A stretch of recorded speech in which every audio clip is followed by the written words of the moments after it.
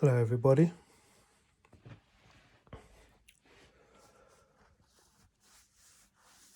It's getting late.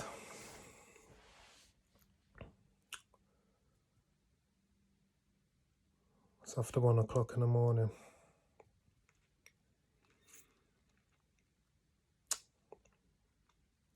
I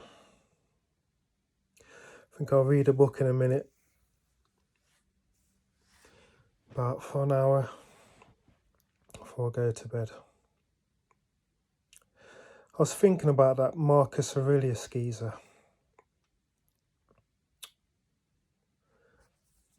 Apparently, that book that you can get, what's it called? Contemplations of Marcus Aurelius, I think it's called. It's got all of his insights about life. Brilliant book, by the way. Very deep thinker. I think he goes down as like from the Stoic school of philosophy, a Stoic philosopher.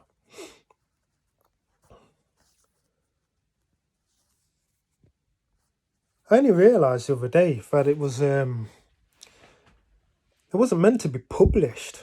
It was his like journals of life. He's basically just writing to himself.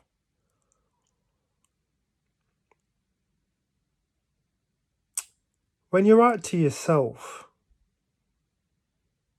it's many more times deeper than what it is when you're writing to somebody else. Because you're just stripping yourself naked. You're having to really think about what you're putting down on the paper. Because you can't help being truthful with yourself.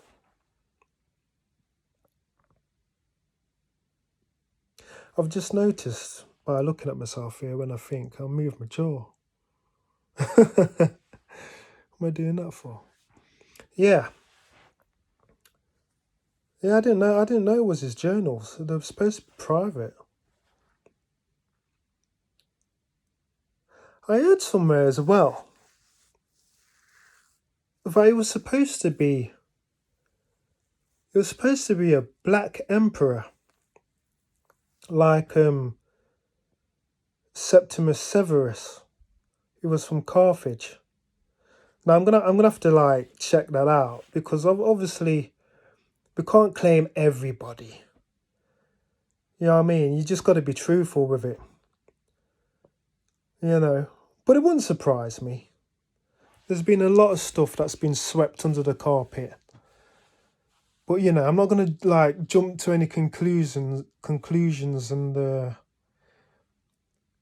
claim Marcus Aurelius as being a black man. It's like, yeah, he's one of ours. You know what I mean? If it weren't, it weren't. I'm not going to jump on that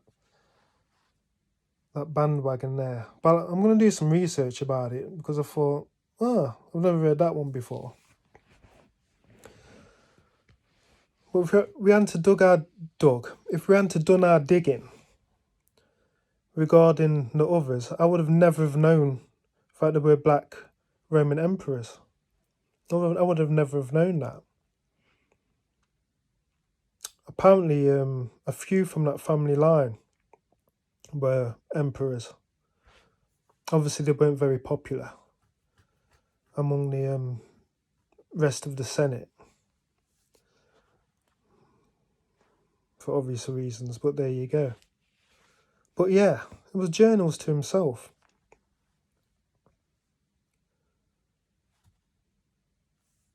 Suppose this is a little late night journal to myself, really. But it's mad. It's like 1 minute we were teenagers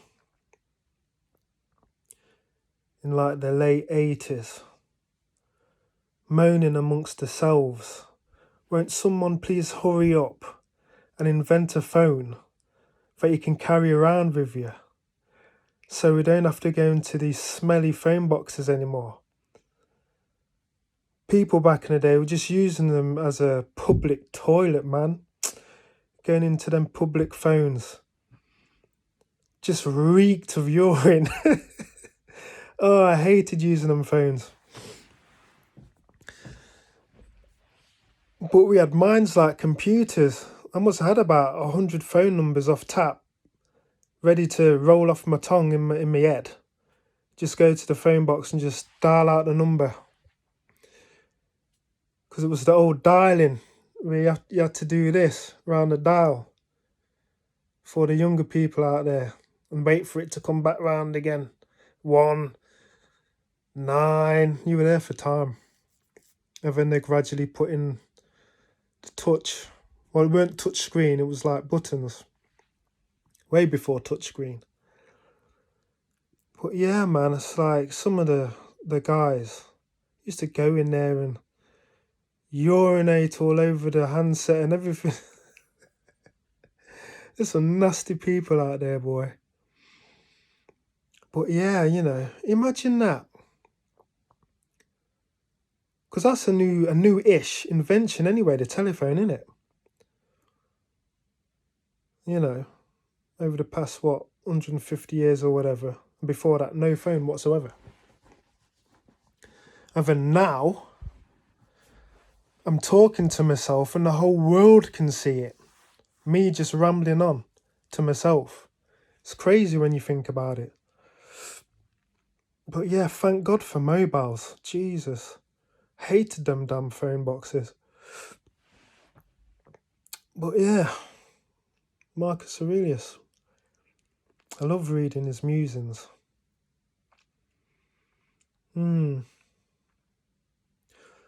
So, before you go to bed and everything winds down, you think about life.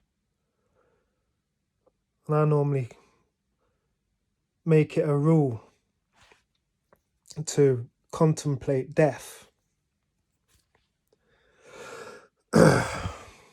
Now, not what you're thinking. No, I'm not thinking about death in that way. The way I'm looking at death is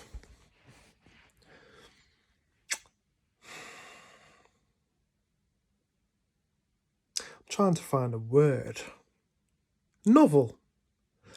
A novel way, that Osho put it in his book, The Book of Secrets. He says, when you look back on your life, you're actually looking at death.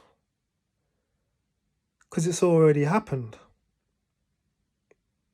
So basically, when I say I contemplate death at night before I go to bed, I'm basically going over the day. The memory of the day. Because he's equated memory to death. Because life and death are tied up all into one. So that there made me look at memory very differently. Because he says, you're already dead. Every time you look back at the day, you're looking at death. Because it's already happening back in like the years that's gone by. You're looking at death because it's happened, it's been and it's gone. And it's buried and it's done. And I thought, oh yeah, you're right. We're alive and we're dead at the same time. We're memories. When you're looking at photos, you're looking at death. It's already happened. Ain't that something? That's a new way to look at stuff now, isn't it? That's why I like reading. People's different viewpoints to help you along in your journey through life. Yeah, it's a funny world we're living in. Wars everywhere. Rumours of wars. A worldwide lockdown. Who would have thought that would have happened a couple of years back? The whole world locked down.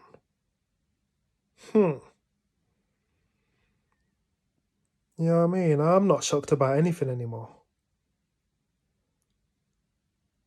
Nothing. What we're going to see next? You know, UFOs? What's next? UFOs, are they really UFOs? Or are they KFOs?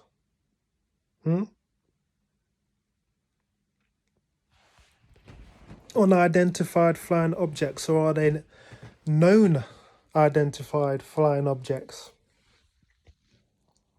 A lot of people got the views on that. Different views. Something's going on. You know what I mean, we're going to see some strange stuff over the next few years. We've seen a lot already. You know what I mean, got this conflict going on now in the Middle East. I just came back from Egypt. And the day we got back, I was speaking to my missus's, one of her brothers, and he was like, all panicky and stuff. He's like, hey, we was worrying about you out there. It's like, you know, whether you're going to be all right and all this and that. And I thought, what are you talking about? It was sunbathing in Egypt. So what are you on about? He's like, ain't you heard? Ain't you heard what's going on? I goes, no, what's going on? And then obviously he's telling me about what's cracked off in Gaza. So it must have happened the day before we got back or whatever. You know, that's terrible what's going on over there. War's terrible, full stop. Killing's terrible, full stop. You know, it's just everywhere you look, there's death, isn't there? Illness and all of this. The world's in turmoil.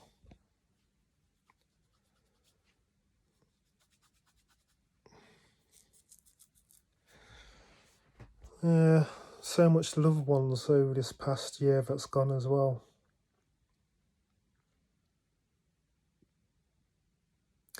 When you get to my age, middle age, you start to think differently about life.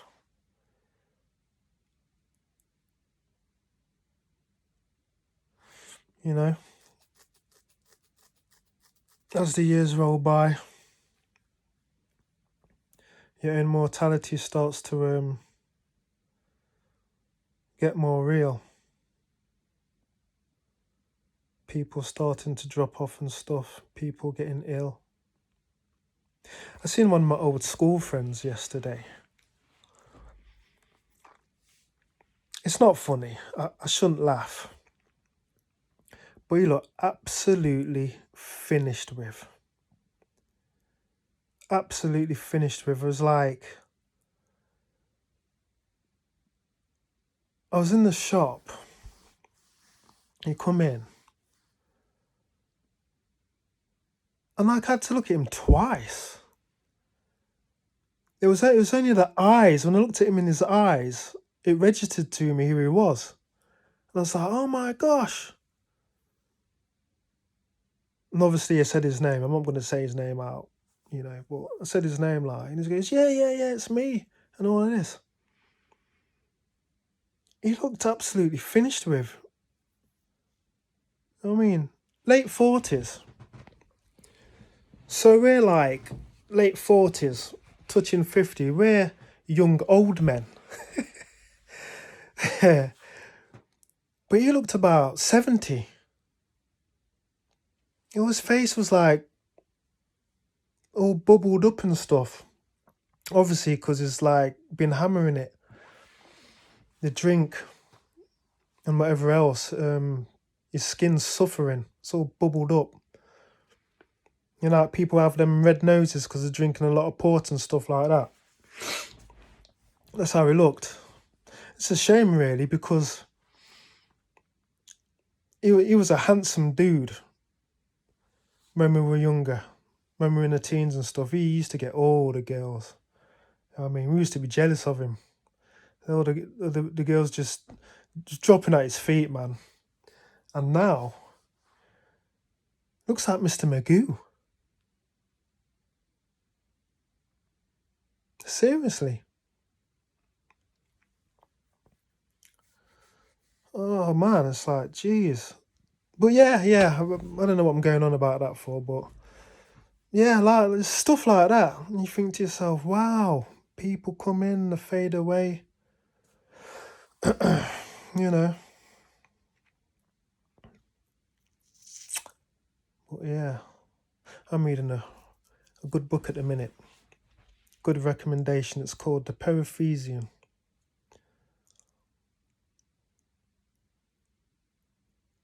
I don't know what to say about it. I mean, it's a philosophy book by John the Scot, some medieval philosopher. And it's supposed to be a really good book. It really makes you think. It's to sharpen up the mind type thing. I need my mind sharpening. So I thought, yeah, I'll get it. Start reading these type of books. And I'm gonna have to go over it a few times. It's hard going, man. I don't know whether it's because I'm slow or what. But it's in catechism form. Question and answer. So obviously John the Scot is the tutor. He's got his scholar with him. He's asking him questions and then he's answering back. It's a book where you have to take it really slow to make what they're saying sink in, because they're not taking any prisoners. They're chopping up and they're dissecting. We must live in a dumb age compared to these people of yesteryear. I think we're too rushed. We get everything handed to a plate to us. Our minds, we don't think deeply. I'm tired. Deeply, deeply enough. I don't think, anyway. Let me give you a little example of this.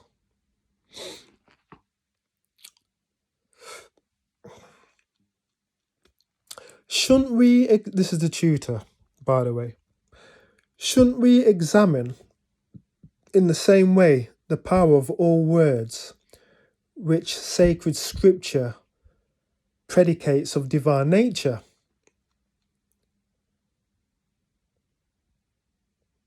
Let me give you a little bit of a background from where they've left off. They've discussed the Trinity. Done it pretty well, by the way.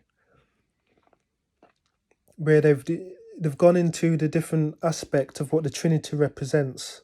The essence, basically matter, the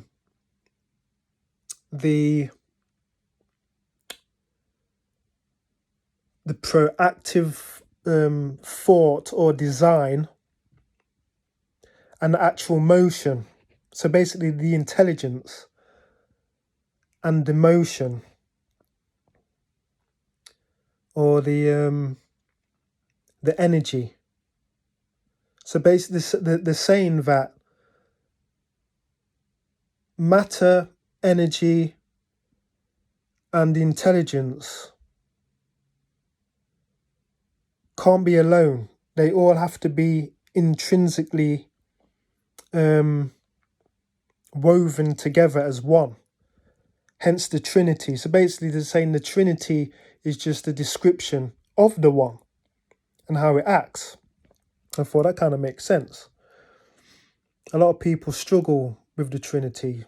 Trinity in religions, like they made a right hash of it, namely the Father, the Son, and the Holy Spirit, and they can't explain a damn thing what it is. But anyway, shouldn't we examine in the same way the power of all words which sacred scripture predicates of divine nature, so that we may judge that they signify only the divine essence and more than essence, which is simple. Jeez. Sorry. Which is simple, unchangeable, and incapable of being grasped by an intellect or any designation. When we hear that God wishes, loves, cherishes, sees, hears, and the other verbs which can be predicated of him, we should think only that his ineffable essence and power are being spoken of persuasively in designations suited to our own nature. Such speech is to present the true and holy Christian religion from keeping such silence about the Creator of all that it dare say nothing about him, to instruct simple souls and to refute the guile of heretics, who always lie in ambush and for the truth and struggle to overthrow it, and to deceive those not well versed in it. I didn't read that bit too good, did I? It's probably because I'm tired. We must understand, therefore, that for God, being willing, doing, loving, cherishing, seeing, and other actions of the kind which, as we said, can be predicated of him, are not different, but are all one and the same thing in him, and they subtly convey his ineffable essence to us in the way in which it allows itself to be symbolized. See? I forgot the gist of what he was talking about already, because it's gone on for so long. But he obviously knows what he means, because I don't. So I'm trying to say, these guys are a different level. The proper going in. So anyway, students indeed they are not different, for where there is true, eternal, and indestructible simplicity in itself, it is impossible for anything else, manifold and different, to come into being. I won't know where to start with the answer to what's his name, the tutor just asked, because he lost me. You see, I need this book. I need to get up to speed with these philosophers' ways of thinking. Bodybuilding for the mind, that's what this is. You have to take it slow. It's a book of wisdom. You have to really let it sink in. You can't just gloss over it and read it like a ladybird book. There'll be no use to it, or to you, should I say.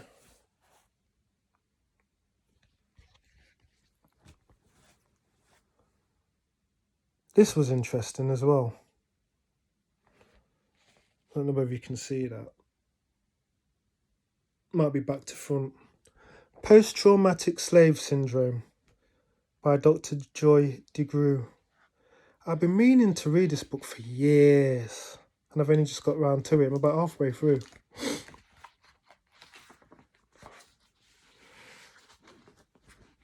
I remember watching some of her videos,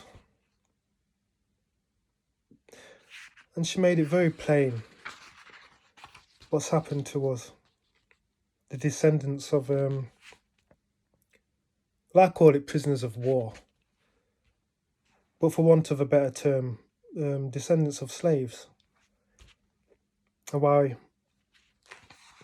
we act the way we act sometimes, because we've been through some trauma, generational trauma. Because I think she's a psychologist or psychiatrist, something like that. So she's gone deep into it that way, how it's affected us as a people.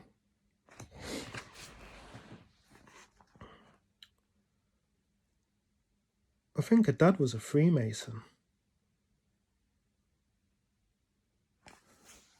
Where is it? Because she gives life examples for part of a thesis. She calls it post-traumatic slave syndrome, the title of the book.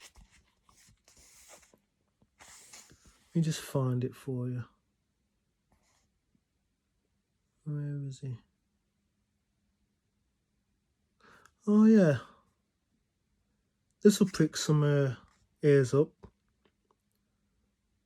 This would be the last time I would see him alive. She's talking about her father. My father had always been a proud man, strong and clear about his identity and self-worth. He called himself an Asiatic black man.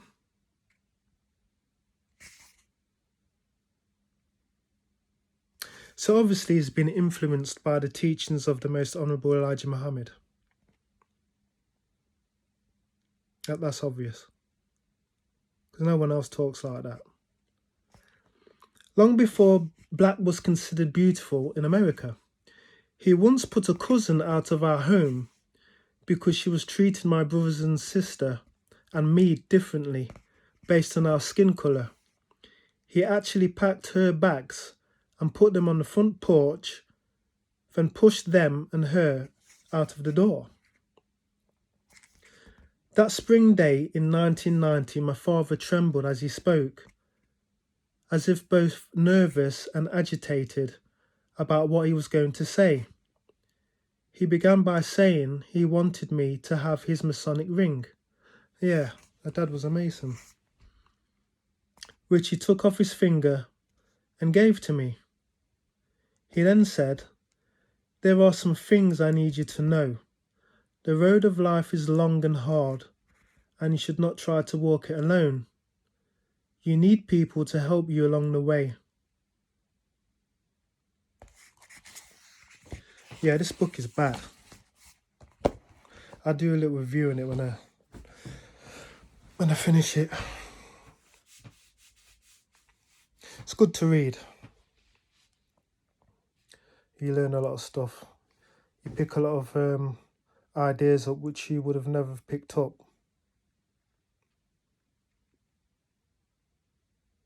The Greeks, ancient Greeks, they called it maphine and paphine. The two ways of learning.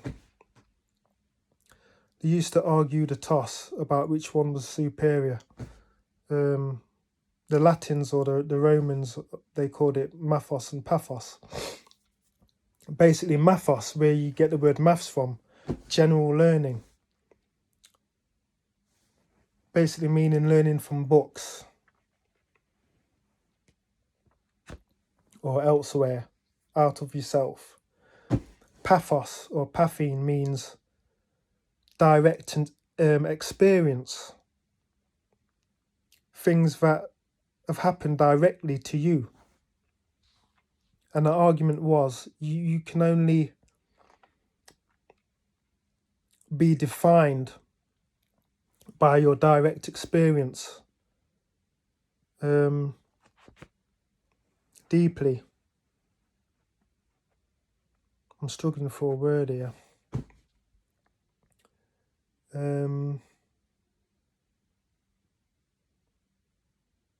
What's the opposite of synthetic? Memory's gone. But yeah, through direct experience, I can see the argument for both. Because obviously, you haven't got time in one lifetime to get all angles. Hence why reading's so important. Because people have had their own unique experiences and you can draw from like thousands of different life experiences and avoid the pitfalls of what might come your way and see things from other people's point of view, which because of their experiences you would never even dream of noticing. You know, we learn a load of things from maths from books or what we're taught or whatever. You know what I mean? It's like, how do you think you learn things when you go college? It's from a book, innit? From stuff that's already been worked on, known to be true and recorded and written down for you. So you don't have to go through the whole process all over again of something that's already been done and verified. You know? So mathos or mathine obviously has its merits. Hence universities, schools and whatnot. But pathine, yeah, I mean, you have to go through your own direct experience as well, don't you? That's the whole point in life. Life's like one long initiation. That's why when you're a member of a secret society or a society with secrets, you have to go through rituals and initiations for it to hit the center, hit the chords that it needs to reach in order for you to get what the teaching's trying to convey to you. So sometimes reading from a book is not enough, depending on what it is. And some people can only, learn through experience. It's like the Jamaican saying, those who can't hear must feel. And some people are like that. Some people have to learn the hard way. But some things can only be taught the hard way. Because they hit different. They hit on a deeper level type thing. So, again, that wouldn't have never been highlighted to me if it wasn't for mathine or mathos through reading a book. But through getting what mathos and pathos is, through mathos, through book learning, I understood more deeply on a more sacred level what pathos is, or what the rituals meant or supposed to mean on a deeper level. It made more sense, So they both got the merits, and they both are important. Because sometimes you need to do it yourself. You need that direct experience, that physical experience, that psychic experience yourself. You need to feel it. You need to smell it. You need to touch it. You need to taste it. So yeah. I forgot the point that I was trying to make there. Just rambling on. But yeah, it's like a little late night journal, video journal. My late night musings. As you get older, you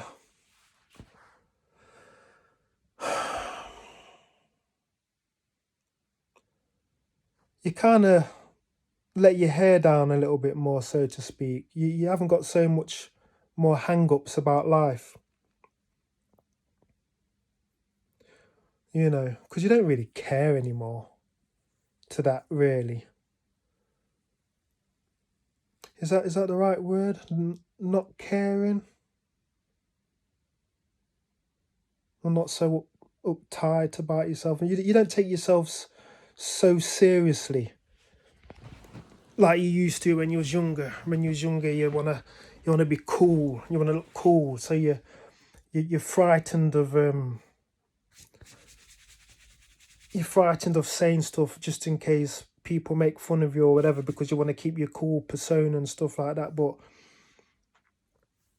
the more time goes on, the more your ego gets killed or drops off. Because it's a waste of time at the end of the day. You know, what are you holding on to it all for? We're all going to go at one point anyway.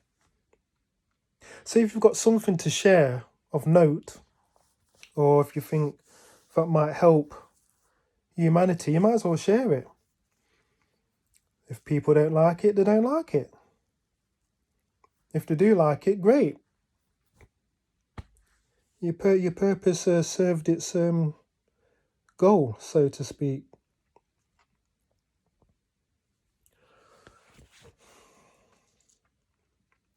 But contemplation's a good thing.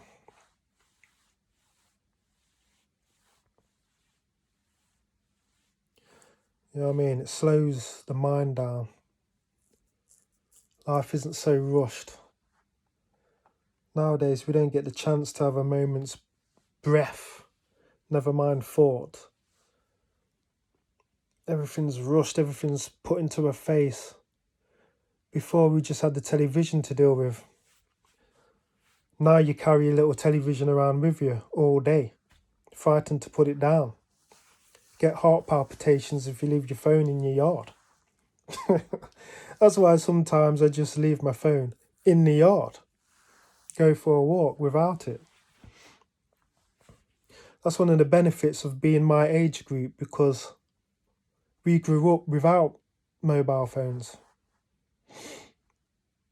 You know, we didn't grow up with them, so they're not like a tail to us. They're not like attached. Well, not as much as people who grew up with them. They can't see life without a mobile phone. I can. Sometimes I put it down because it's just annoying me. It's in my pocket, weighing me down. Think to myself, why am I carrying this thing around with me all day, every day? Just chill, let me just put it down. Yeah, so we grew up, man, for most of our childhood without phones. And like I say, it's like we did pray for him, and our wish did come true. But you've got to have balance. Sometimes you've got to put this thing down. You know, it's not attached to you yet. You know where this technology is going. But yeah, sometimes just put it down, man. Have a look around, have a look at the world. Have a look at your thoughts. Watch them go by as clouds go by until the sky clears and you can look at the sun direct.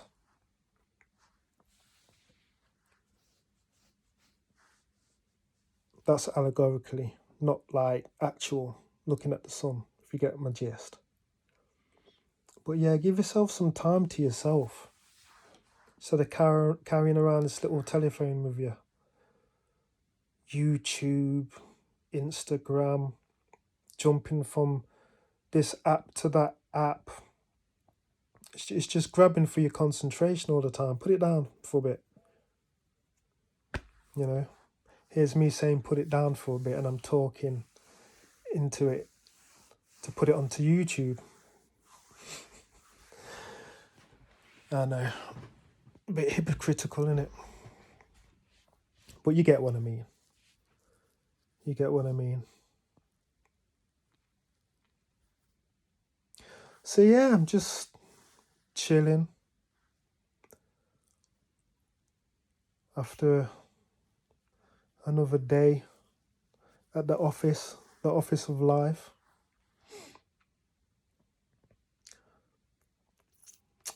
I'm just thinking about stuff, some highlights from the day.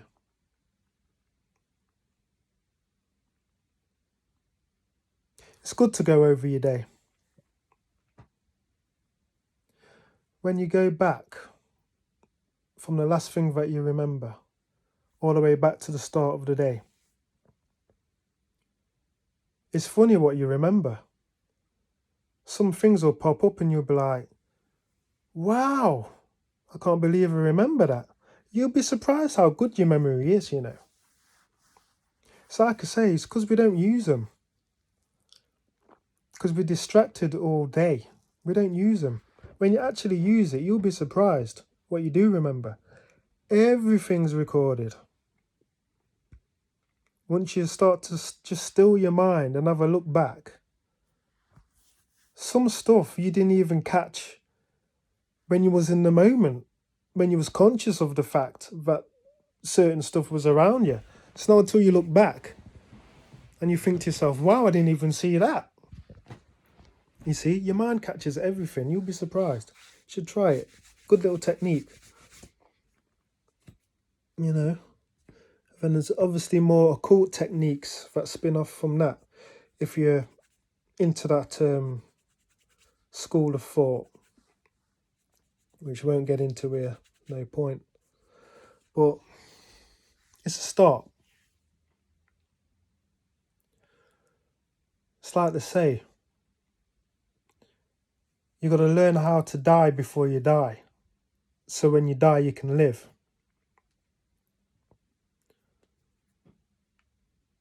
Yeah, think that one over.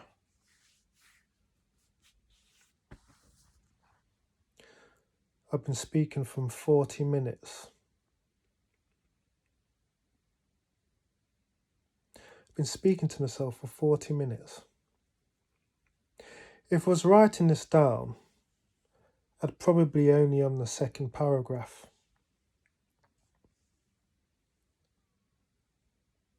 It's deeper when you write it down. When you put pen to paper, you write down your thoughts. Well, for me anyway, I realise how inadequate my vocabulary is.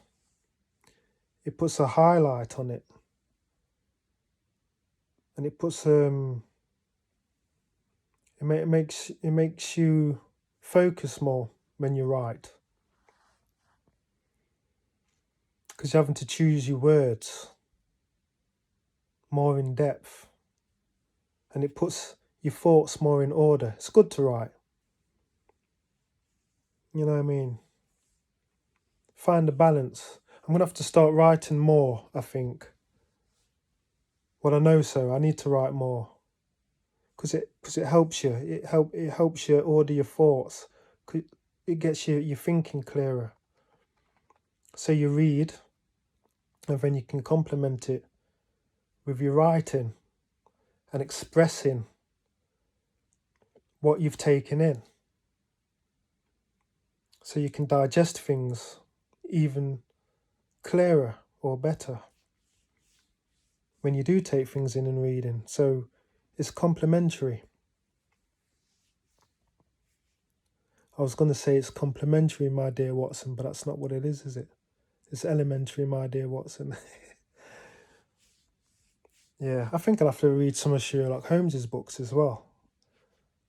I like his the way he finds out the crimes and stuff through the deductive reasoning. Or is it the opposite one? I can't remember what it's called now. Deductive, adductive. Because there's two, ain't there? I know one's deductive. I've got the name of the other one. But he's brilliant anyway. Whichever one he uses. You know. The philosophies.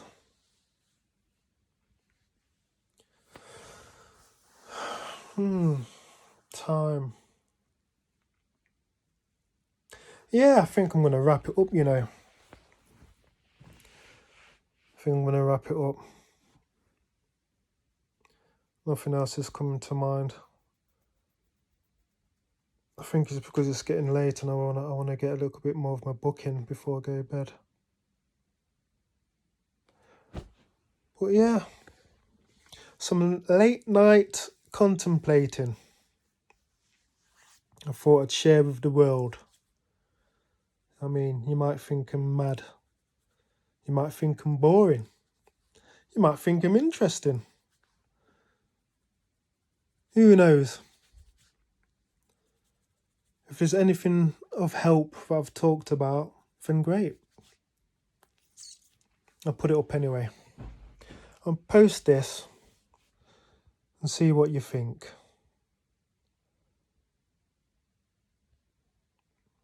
Yeah. Alright then, I'm gone. Take care, everybody. Peace.